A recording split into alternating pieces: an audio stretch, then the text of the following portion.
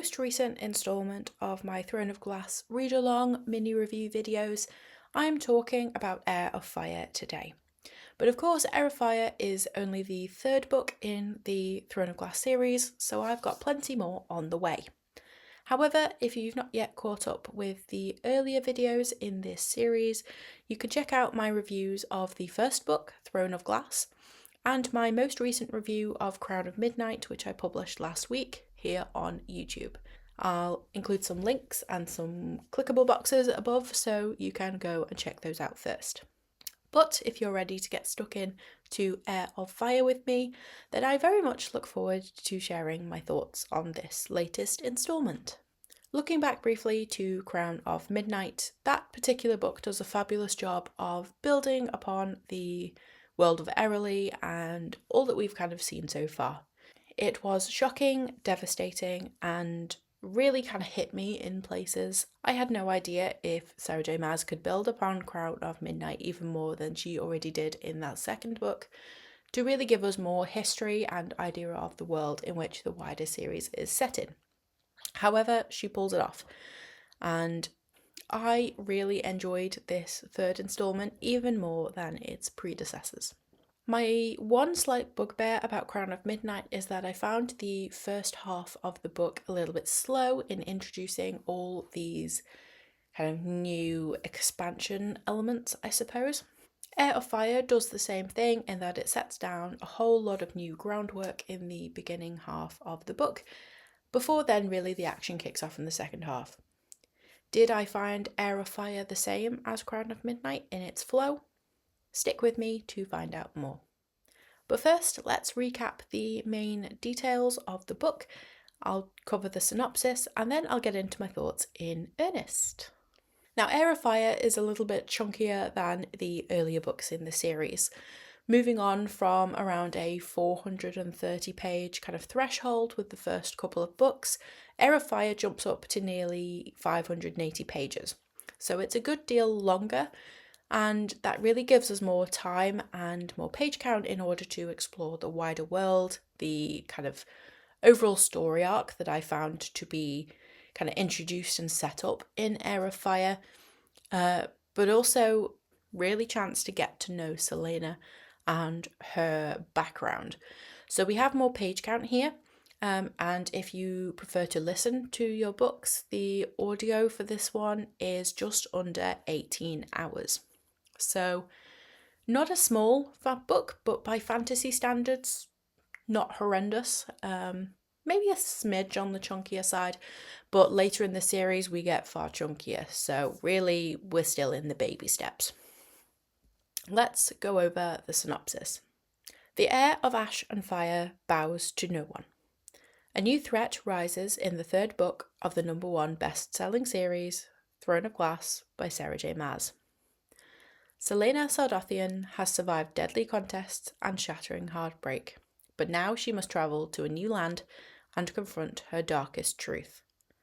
The truth that could change her life and her future forever. Meanwhile, monstrous forces are gathering on the horizon, intent on enslaving her world. To defeat them, Celaena will need the strength not only to fight the evil that is about to be unleashed, but also to harness her inner demons. If she is to win this battle, she must find the courage to face her destiny and burn brighter than ever before. Now, I enjoyed a lot about this series and this book especially, and I'm looking forward to getting into those points with you. The main thing, I suppose, that really kicks off at the very beginning of the book is that we see some massive expansion on what's already been a massive expansion from Crown of Midnight. So whereas we start Throne of Glass in the beginning with a fairly, I suppose, isolated setting in that we see Celaena briefly at Endovia and then she ends up in, is it Readalong, at the Glass Castle doing this contest and all that. And Crown of Midnight takes place kind of in much the same setting. But at the end of that book, Celaena ends up going to Wendlin. And really, from this point on, we get to see far more in terms of the wider world of Heir, but also see what things are like outside of the sphere of influence of the King of Readalong. We get to see far more people, far more races, including the Fae, for the first time.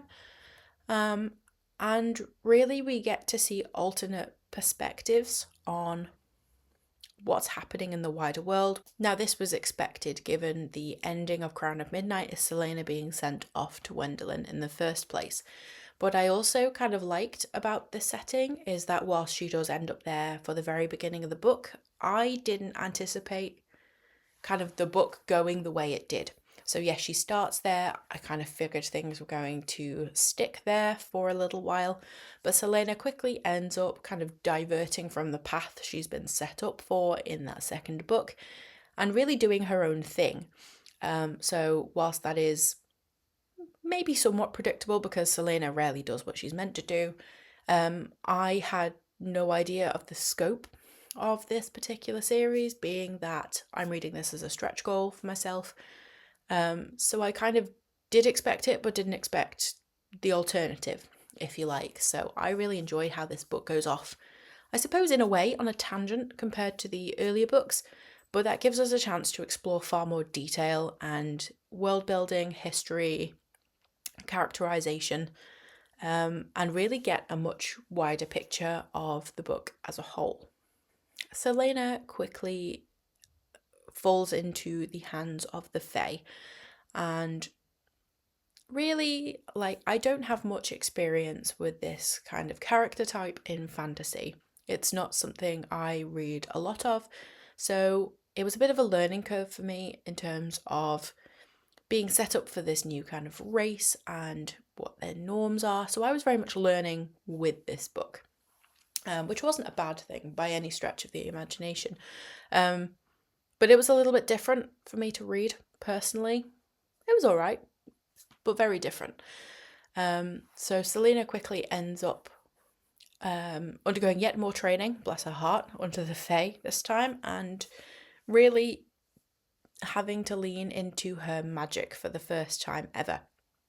Celaena, with her background, has very much had to rely on her human self, but magic is really where things start to pop off for Celaena, and we get to see a lot of this exploration in the third book.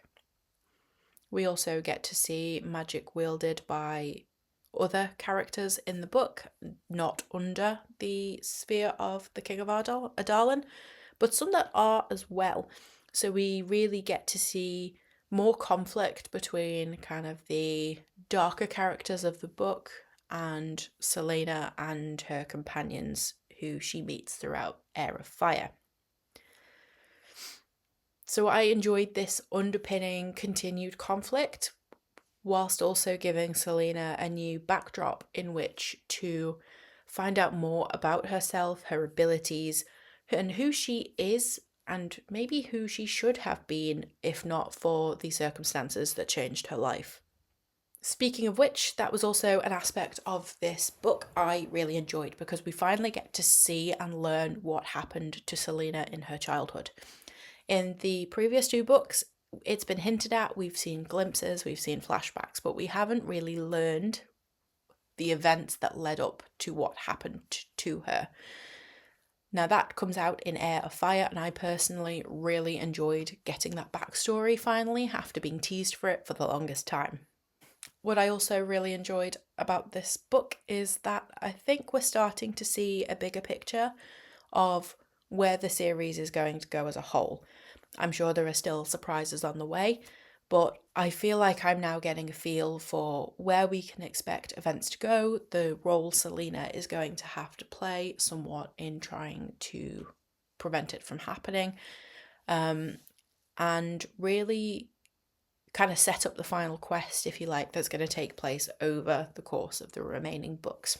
So from a fantasy fan perspective, like, it gives me some comfort of what I can expect from the remaining books, whilst also hopeful that there's going to be far more going on at a more local, smaller level between each of the books that will, you know, kind of make or break this final kind of overarching storyline. What I also really look for, I suppose, in my fantasy, and will seek out as much as possible, is books with multiple perspectives. And with a world now as broad as Heir, and with the characters we have in play, we do thankfully get to see multiple perspectives. I'm enjoying the teasers for the character of Manon, who is one of the witches. Is it of the Blackbeak clan? Yes, it is Blackbeak. Like, I have no idea really kind of where she is going to become relevant to Selena in the wider plotline. So again, that's something we're being teased for. How much of a spanner is she going to put in the works? She's also a bit unpredictable as characters go. So is she going to do what she's meant to do? I have no idea, but I'm intrigued to kind of explore a character who's maybe closer aligned currently with the machinations of the King of Readalong, whether she knows that or not at the moment, and really kind of seeing how that plays out. She's an interesting character in her own right, and I also like that there's another kind of female lead. I love the feminist kind of vibes that come out of these books. It's women taking control of their own destinies. So as much as men are there to help along the way, like, I'm loving the female vibes. Much like Crown of Midnight, I would say my only niggle is the pacing of the book again. Because we're setting out so much new material in the beginning of Heir of Fire, I again did find the pace to be a little bit slower in terms of me getting into the book. That could just be me.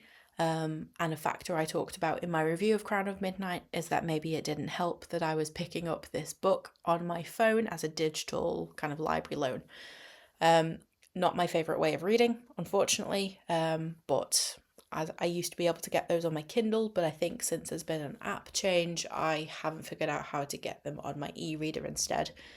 So yes, I do think them being on my phone is a factor, and I'm trialling something new for my read of Queen of Shadows to see if that helps kind of get over that stumbling block, or if that is purely a pacing point when it comes to the books. I'll obviously let you know when I review Queen of Shadows how I get on in comparison. So yes, nevertheless, although this new material is set out and I did find the pace a little bit slower initially, I felt that paid dividends at the end. I really enjoyed going through all that detail and getting this wider scope of the world as a whole, as I've kind of alluded to already.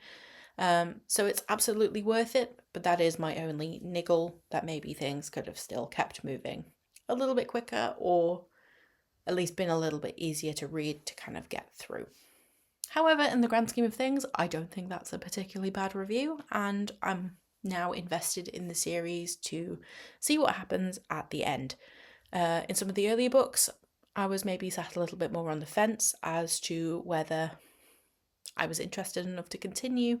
I've obviously committed to it here, so I was going to do it, but that was kind of the only reason I was going to do it, if you know what I mean. But now, like, I actually want to do it, so I have that personal investment at this point. So I've been sold. I've been sold on to Sarah J. Maas' Throne of Glass. Finally. Have you been reading the series? Have you already read the series? And do you share any of the thoughts I have featured in today's video? Let me know in the comments your thoughts of Heir of Fire, whether you enjoyed learning Selena's backstory, whether you're hopeful for more shocking revelations to come. If you want to join along with my read-along of Queen of Shadows, I'm hosting both of those on Fable and StoryGraph. I'll provide links in the description if you want to join along with me. And then obviously we can talk spoilers and all that good fun stuff that I won't do here because obviously I don't want to spoil it for the masses. Let me know in the comments if you've read the books, what you think, and I will catch you in a new upcoming video very soon. Bye for now.